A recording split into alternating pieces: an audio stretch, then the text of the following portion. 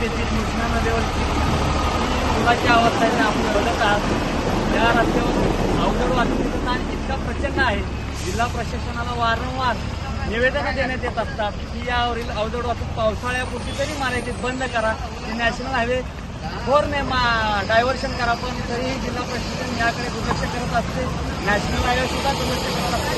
22 मेला आम्ही नॅशनल हायवेला निवेदन दिलं होतं की या रस्त्यावरील जे अवजड वाहतूक आहे ती बंद करा आणि या रस्त्यावरील जे पूल आहेत दोन्ही वेण्णा आणि कृष्णा नदीवरचे त्या पुलाचे पाणी जाणारे जे होल आहेत ते निचरा होत नसल्यामुळे अशी अवस्था या पुलाची होत आहे।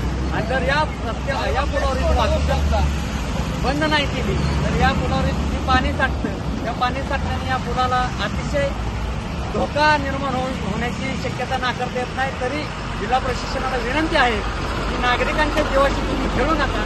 तुम्हाला एवढंच वाटत तुम्ही या पुलावरून स्वतः टू व्हीलर घेऊन जावा, तुम्हाला काय नागरिकांना सामान्य त्रास असतो तो तुम्हाला समजेल, त्याशिवाय तुम्हाला समजणार नाही। त्यामुळे आमची कळकळीची विनंती आहे की आपण या रस्त्यावरील अवजड वाहतूक त्वरित बंद करा, अन्यथा आम्ही येथे तीव्र आंदोलन करू आणि येथे एकही हेवी ट्रॅफिक आम्ही चालू देणार नाही।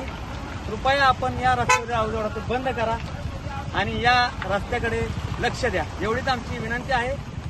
जय हिंद, जय महाराष्ट्र, जय सातारा।